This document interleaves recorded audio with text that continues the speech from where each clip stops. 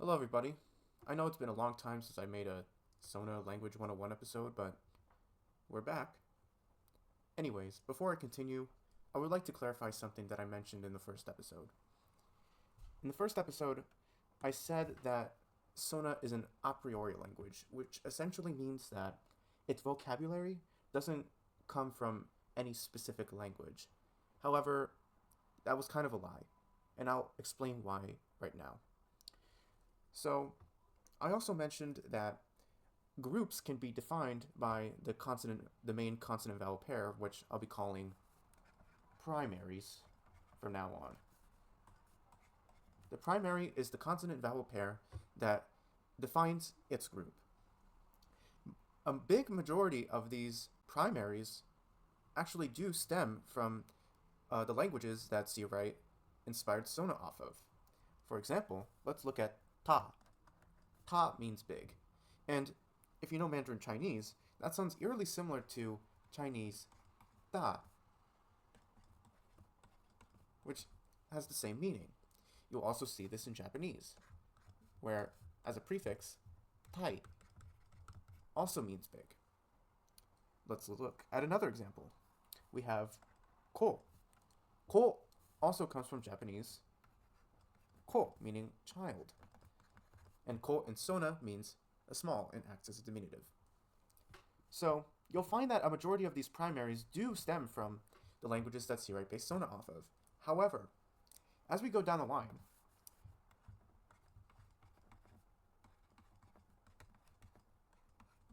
we find that as we go down, the chances of the root having some sort of etymology, a posteriori etymology, decreases. So you're more likely to see a posteriori etymology in this radical compared to this one, for example. All right, now that I've clarified everything, let me talk about what the table of contents of this episode is going to be.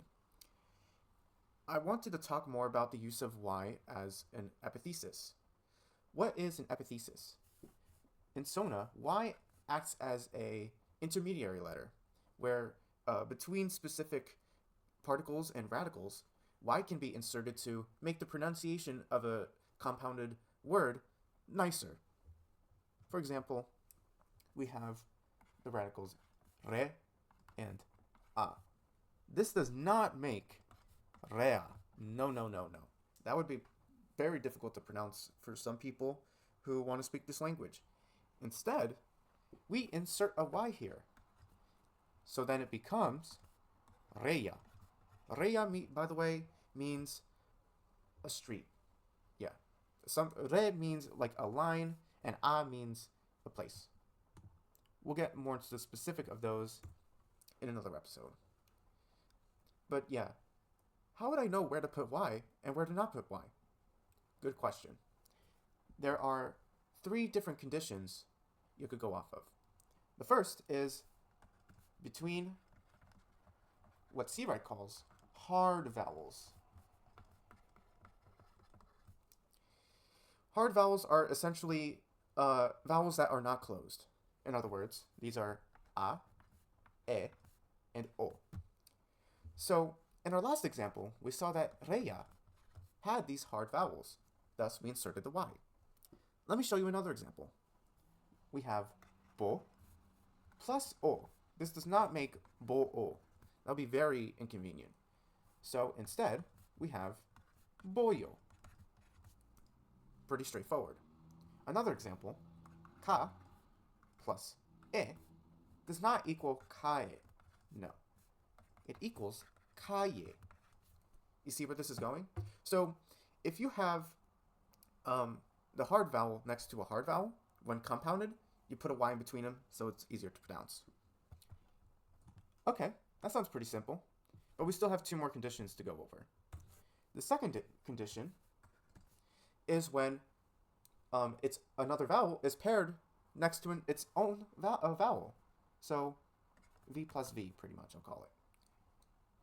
We saw a boyo. That's an example. Bo plus o becomes boyo.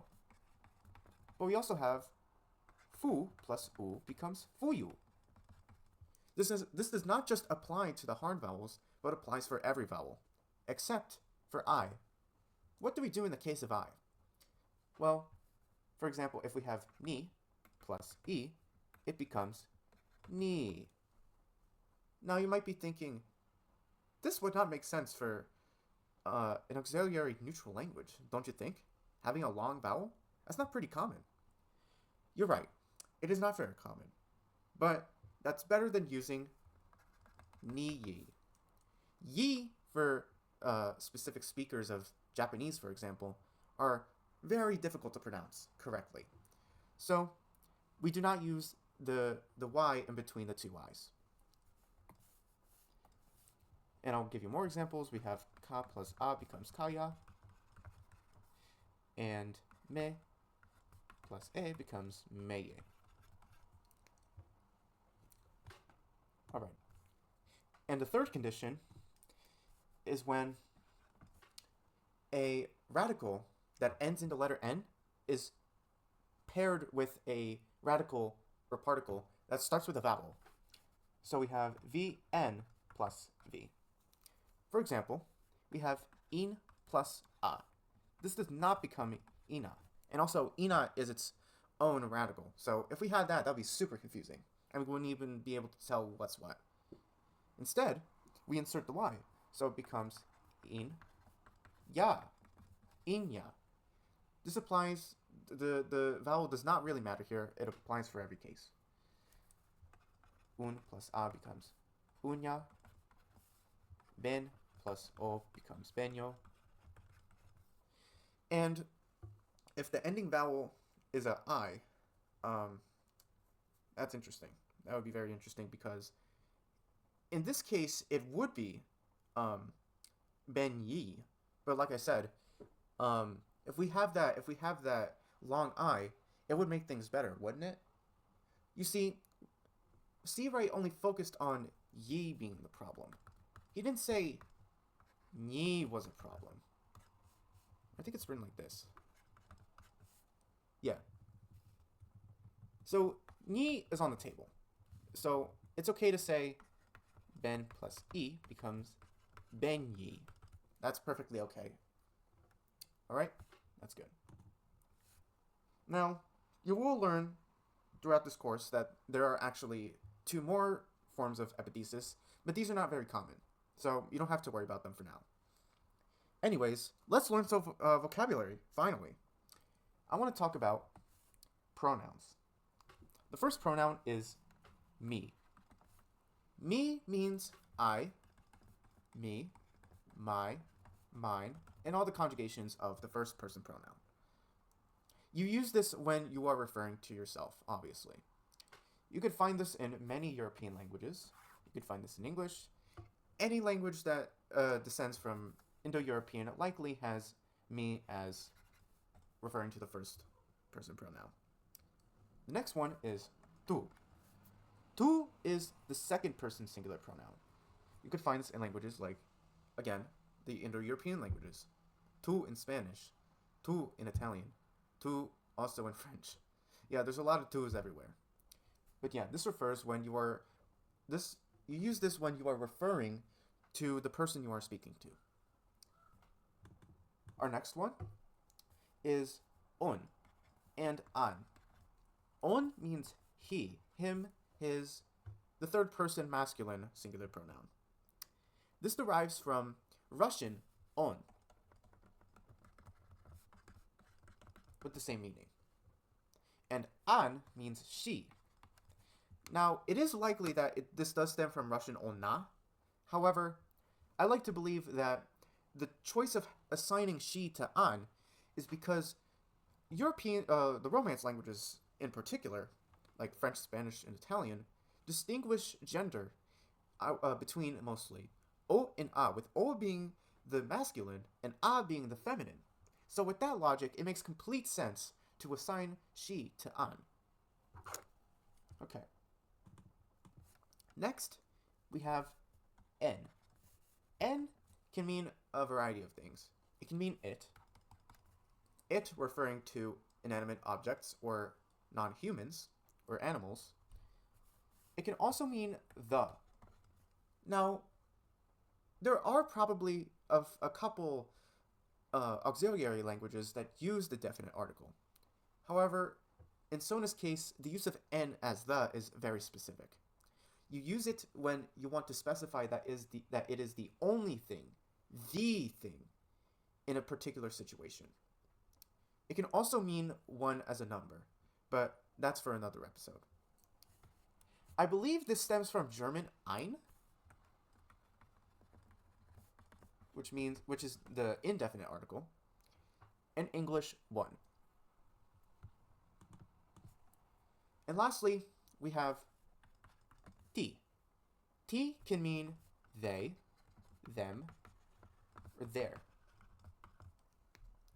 Now, this does not mean it refers to multiple people. It refers to one person, a person of unknown gender, or, if the person so chooses, their respective pronoun. Originally in the book, it is interpreted as the plural third-person pronoun. However, I feel like it's more fitting to use it as an epicene. And you can see that T definitely comes from English they. Alrighty, so those are the singular pronouns.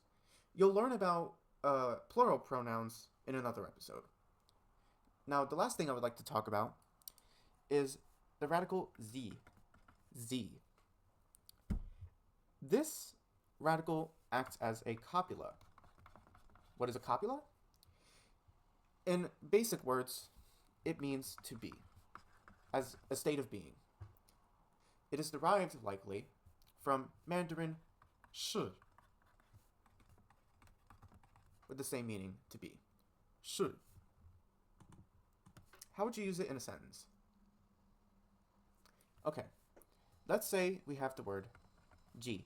Ji means a person. This derives from Japanese jin.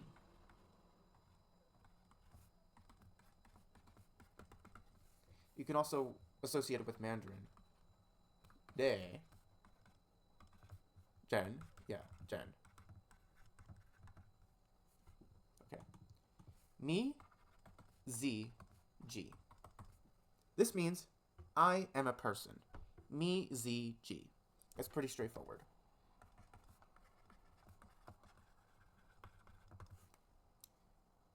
So, from this sentence, we can conclude several things. 1. We see that the sentence order is subject, verb, object, meaning that someone does something to someone. There's a subject, there's a verb, and there's an object, in that order. And second, you don't actually have to use Z in this case. It's optional. Mi ji works perfectly fine. I am a person. That's great. Let's practice again. What do you think this means? NZG. That's right. It means it is a person. Which I think would be kind of rude. Because you're originally referring to them as it. And, you don't really use N for people, of all things. So, I'd be careful with this one. Okay. Great. I believe that we have covered everything I'd like to today. Thank you for watching.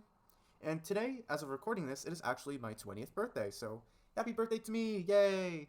Woohoo. All right. Take care.